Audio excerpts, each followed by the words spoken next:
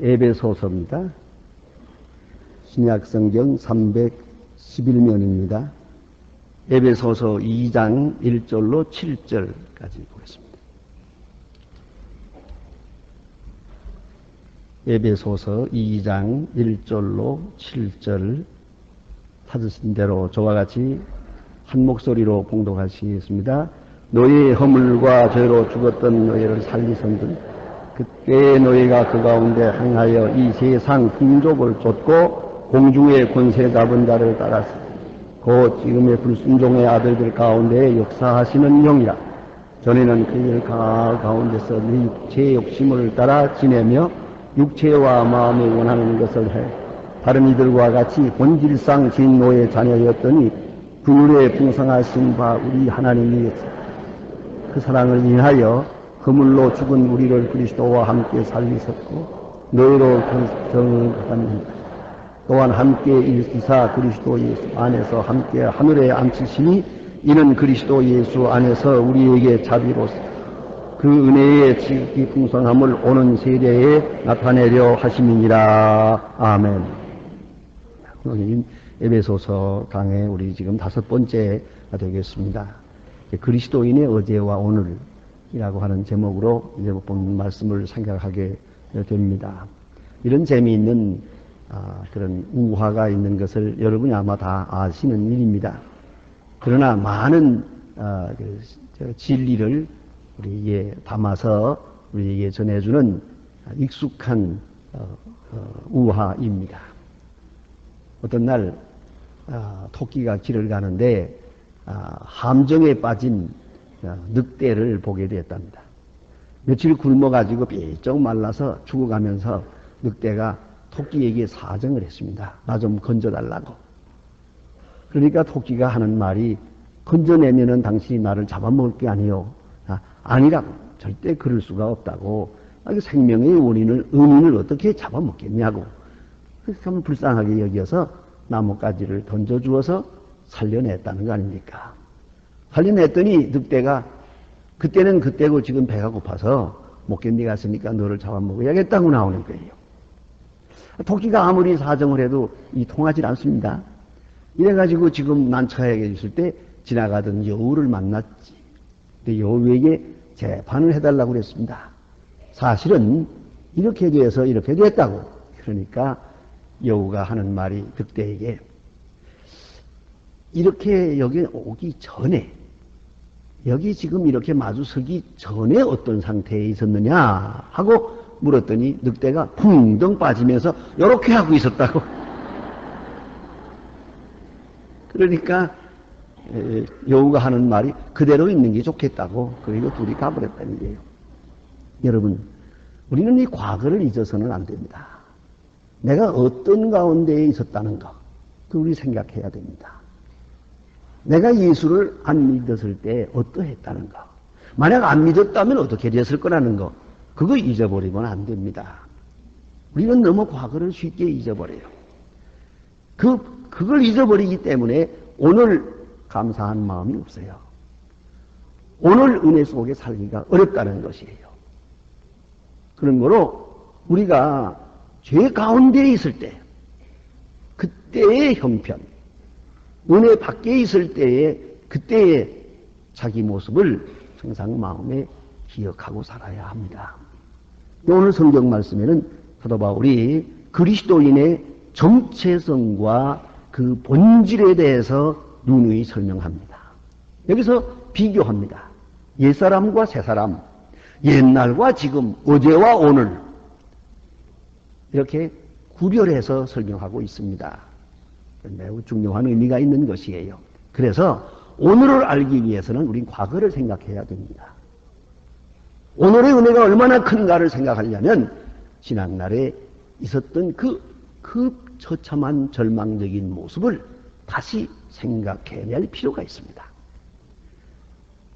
하나님께서 광야에 인도하신 이스라엘 백성에게 계속 말씀하십니다. 너희가 애굽의 종되었던 것을 잊지 말아야 돼. 너희는 애굽 종되었던 가운데서 하나님의 은혜로 구속함을 받았느니라. 생각해 보세요. 그걸 잊으면 안 되죠. 그러니까 이스라엘 백성들이 너무 건망증이 심해서 조금 어렵다고 해서 애굽으로 돌아가자. 말이나 되는 얘기입니까? 과거에 그 얼마나 비참한 노예 생활이었다는 것을 쉽게 잊어버리면 안 되는 거예요. 그래서 오늘 성경 말씀은 우리 그리스도인의 어제 그리고 오늘을 말하고 있는 것이로시다. 옛날 예수 믿지 아니하는 상태, 예수 믿지 아니하는 사람, 구원받기 전 인간의 모습은 이렇습니다. 한마디로 진노의 자녀입니다. 하나님의 진노로 살 수밖에 없어요. 하나님의 큰 노여움을 살 수밖에 없는 구제불능한 죄인이었다는 것이죠. 이제 기다리는 것은 하나님의 심판뿐이요. 무서운 저주와 심판만 기다릴 수밖에 없는 그런 상태에 우리가 살았었다는 것입니다. 그 옛날 모습을 잊어서는 안 돼요. 이 말을 간단하게 오늘 성경은 죽었다 그랬어요. 죽었었고 그리고 지금은 살았고 또 그리스도께서 살리셨다 하는 원리적인 말씀을 합니다. 시간적으로 우리 너무 그렇게 생각을 많이 해서는 안 됩니다. 본질적으로 죽었고 살았고 그리고 그리스도께서 살리셨다 이렇게 말합니다. 그럼 어떻게 죽었느냐 하는 겁니다. 이건 영적 죽음의 상태를 말합니다. 영적 죽음의 상태란 이렇게 됩니다. 죄와 허물로 죽었다. 여러분, 죄를 짓는 자마다 사망의 그늘에 매입니다. 사망의 노예가 됩니다. 죽은 상태로 살아갑니다. 이것이 영적 죽음입니다. 그런데 이에 대해서 죄라고 하는 말을 합니다. 죄를 지은 자마다 죽습니다. 죄값은 사망입니다. 그래서 오늘 성경에 말합니다. 하말티아라. 죄로 인해서 죽었었다. 이 하말티아라는 말은 조금 성격이 우리가 보통 생각하는 죄라는 말과는 좀 다릅니다. 이 말의 뜻은 화살이 표적을 빗나갔다는 뜻이에요. 화살을 쏠 때 저 앞에 표적이 있지 않습니까? 표적을 향해서 쏘아서 그 관역에 딱 맞아야 되는데 관역이 맞지 않고 빗나갔어요. 그것이 바로 죄입니다. 우리는 죄라고 할 때 대체로 봐서 이런 외형적 도덕적인 죄를 많이 생각합니다. 살인이요, 간음이요, 도적질이요, 거짓말이요, 뭐 이런 거 이렇게 생각합니다만은 오늘 본문의 이 죄라는 말의 뜻은 보다 더 적극적 의미를 가집니다. 관역이 있잖아요. 관역에서 빗나갔어요. 다시 말하면 되어야 할 존재로서 빗나간 거예요. 당연히 되어야 할 인간 본질에서 떠난 거예요. 혹은 되어질 수 있는 존재에서 빗나간 것이에요. 그러니까 다분히 존재론적인 것이에요. 사람됨이 되어야 할 존재에서 빗나갔어요. 이 사람은 당연히 이런 사람이래야 해요. 그리스도인은 자신이 이래야 돼요. 아버지는 이래야 되고 어머니는 이래야 되고 하는 게 있잖아요. 되어야 할 존재로서 되어짐에 관역이 빗나갔어요. 그럴 때 그것을 죄라고 합니다. 상당히 깊은 의미가 있습니다. 이렇게 빗나가고 나면은 이제 사망의 노예가 됩니다. 마치 뭐와 같은 거 아니? 여러분 가정에서 여기 젊은 학생이 있어요. 학생이 뭐라는 겁니까? 지금은 학생은 공부하는 거예요. 공부하는 게 본무예요. 근데 얘가 공부를 안 해요. 그리고 문 밖으로 나가면 소위 가출을 하면 어떻게 되는 겁니까? 그 순간부터 많은 죄와 타락과 그 나쁜 친구들에게 붙들리는 거예요. 되어야 할 존재로서 되지 못한 거예요. 그런 것들이 바로 죄라는 개념으로 설명이 됩니다. 이래서 이제 이들이 이 죄의 결과로 영적으로 죽었다 하는 것이고요. 두 번째는 허물이라는 말을 해요. 바울신학에 있어서 이 죄와 허물이라는 말은 대단히 중요한 의미를 가집니다. 그래서 죄는 하말티아하고 허물은 바라도마라고 그러는데 이것은 미끄러졌다는 얘기예요. 빗나갔다는 얘기입니다. 이건 가야 할 길이 있는데 빗나갔어요.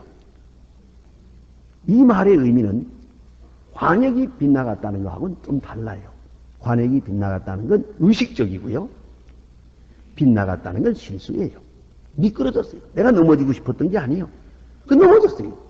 미끄러져서 넘어졌어요. 이게 바로 허물이에요. 그건 무엇을 의미하는 거 아니? 벌써 죄로 인해서 그 성품 속에 나약함이 되고 영적 장애자가 됐어요.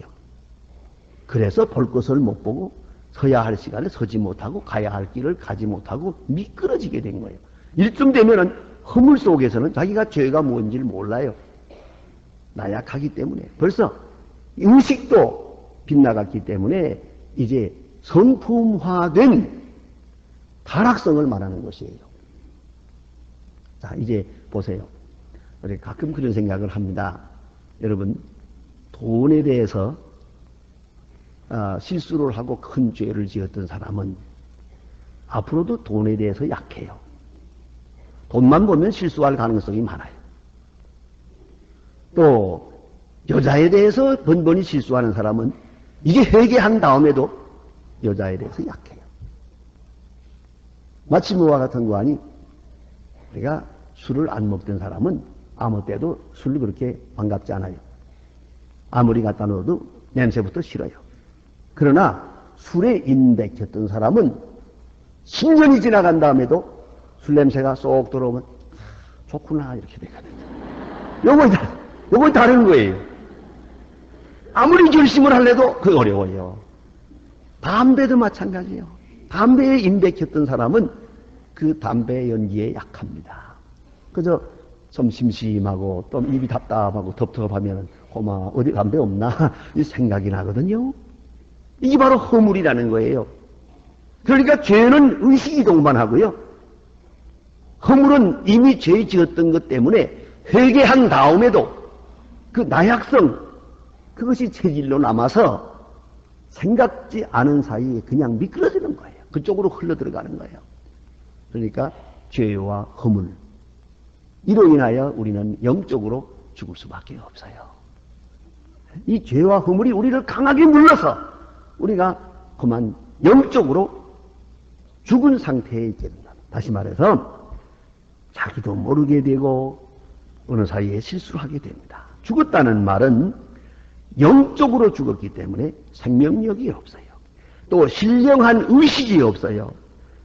바른 길로 가고 싶어도 갈 만한 힘이 없어요. 그래서 흔히 말하는 대로 의지가 박약해지고 말아요. 또 생각도 빗나가요. 그러니까 죽은 상태예요.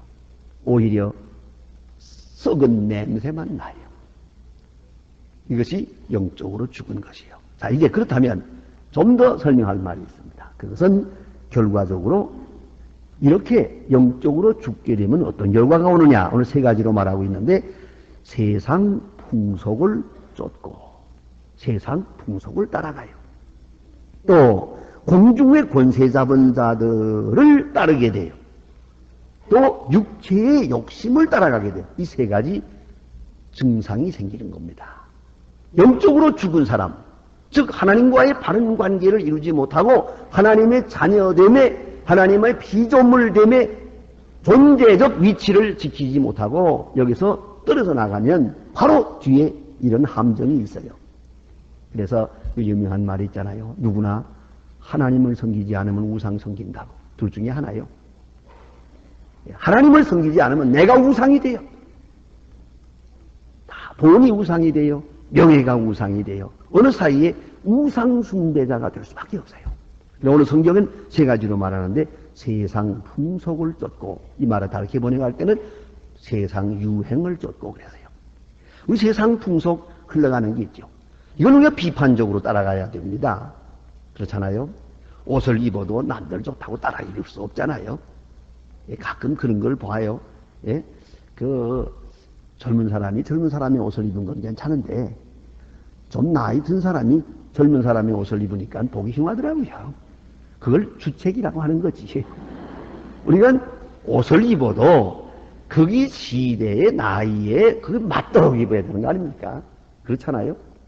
그것처럼 세상 풍속, 이런 비판을 해야 됩니다. 이래야 되나, 이래서는 안 되나. 소위 셀렉트예요. 비판해서 선택적으로 취해야 됩니다. 예? 그래서 여러분이 옷을 입을 때도 그렇잖아요. 자, 오늘 내가 교회에 나가는데 어떤 옷을 입어야 하나? 안 그렇습니까? 오늘 내가 이런 분을 만나러 가는데 어떻게 해야 하나? 다 거기에 마땅한 거기 패턴이 있는 거예요. 그런데 세상 풍속, 세상 유행, 세속적인 이 죄악으로 치닫는 이러한 풍속에 대하여 혹은 문화적 성향에 대하여 그냥 끌려가는 거예요. 물거품처럼 끌려가는 거예요. 그냥 쫓아가는 거예요. 그게 죽은 사람이요. 아시는 대로 이 가랑잎이나 이런 것이 물에 떠내려가는 것처럼 그냥 죽은 물고기처럼 그냥 떠내려가는 거예요. 휩쓸려 가는 거예요. 그러니까 열심히 유행을 따라가는 거죠. 그런데 이것은 아무 비판도 없고 의식도 없어요. 무비판적으로 세속에 끌려가게 된다는 얘기입니다. 이게 죽은 사람이에요. 또 하나, 공중의 권세 잡았다 하는 말은 조금 해석이 필요합니다. 이건 그 당시에 있었던 헬라의 3층 우주관에 따라서 나오는 것이에요. 이 지상층이 있고 공중층이 있고 하늘층이 있다고 생각했어요. 이렇게 세 층으로, 세 차원적으로 우주를 이해했단 말입니다. 그래서 이 지상층에는 사람이 살고 동물이 살고 이런 사람이 생물이 다 살아요. 이런 세계고 공중에는 여기는 악마가 산다고 생각했어요. 마귀들이. 특별히 헬라 신화에 보면 이 공중에 별별 신들이 있어가지고 저들끼리 결혼하고 싸우고 시기하고 질투하고 그러잖아요. 그런 거 많이 나오죠. 헬라 데카멜론에 보면 이런 얘기가 있는데 그게 바로 공중이야. 그래서 이 공중에는 이 중간층에는 악령들이 있어가지고 제멋대로 싸운다 이런 생각을 했어요. 그걸 넘어서 저 위에 3층천 거기에는 하나님의 세계요. 하나님이 계신다 하는 그러한 세계관으로 해서 말하는 거예요. 공중의 권세 잡은 자, 그 악마를 말하는 것이요. 그 말은 악마에 대한 대명사예요. 그래서 영적으로 죽으면 이제 악마를 섬기게 돼요. 악마를 따르게 됩니다. 오늘도 보니까 이 예수를 믿지 않는 사람들 보면 얼마나 많은 우상을 섬깁니까? 그 우상 승인을 정신없어요. 그 풍속에 그냥 따라가는 거예요. 왜 이래야 되는지도 몰라요. 그게 얼마나 웃기는 일이에요. 얼마나 쓸데없는 짓이에요. 그러나 열심히 하고 있는 게 안 하면 큰일 나는 줄 알아요. 이게 바로 영적으로 죽은 사람의 무비판적 행동이에요. 그대로 따라가고 있어요. 또 하나, 육체의 욕심을 따라가요. 정상적인 인간은 영이 이성을 지배하고 이성이 몸을 지배하게 마련이에요. 그래서 여러분이 이 육체가 이 이성의 말을 잘 듣도록 오리엔테이션이 된 사람, 이 훈련이 잘 된 사람이 정상적인 사람이에요. 그래서 정상적인 사람은 먹는 거 아무거나 먹는 게 아니에요. 몸에 유익한 거 딱 보고 유익한 것만 먹어요. 또 적당하게 먹어요. 그러나 이 정상적이 아니고 병리적으로 기울어진 사람은 먹어서는 안 될 것만 좋아해요.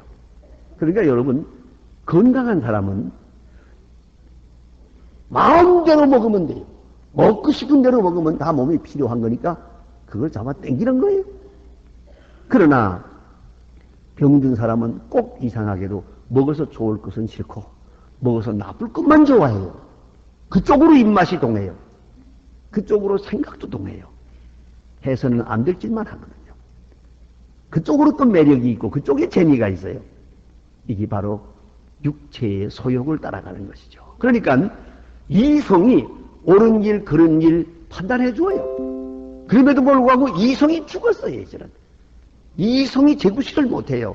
그러니까 육체의 소욕대로 살아요. 이렇게 되면 문제예요. 그리고 병적인 이성은, 이미 병든 이성은 육체의 소욕을 정당화해요. 그러니까 육체의 욕망의 노예가 되어버렸어요. 그래서 구제불능하게 되는 것이에요. 또 이성은 영의 지배를 받아야 돼요. 하나님의 형상인 영의 지배를 받아요. 그래서 영의 지배를 이성이 받고 몸은 이성의 지배를 받아서 잘 이렇게 조정이 될 때 그게 건강한 사람이요 정상적인 사람이거든요. 그렇지 않습니까?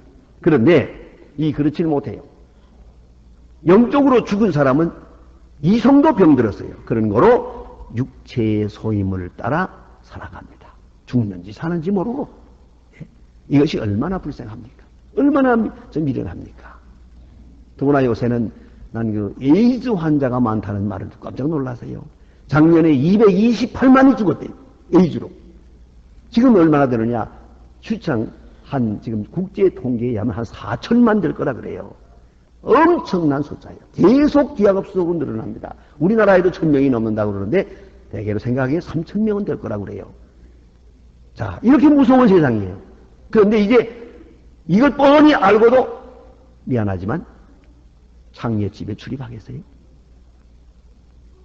그 정상적인 사람은 끔찍해서도 안 돼요. 자손만대에 다 망치고 썩어져 문드러져 죽는 건데 한번 삐꺼가면 큰일 나는데 솔직히 말하면 입맛이 동하겠어요? 그런데 여전히 이런 데 끌려가요. 이게 뭘 의미하는 거예요? 육체의 욕망의 노예가 된 거예요. 그의 그의 이성은 다 죽어버린 거예요.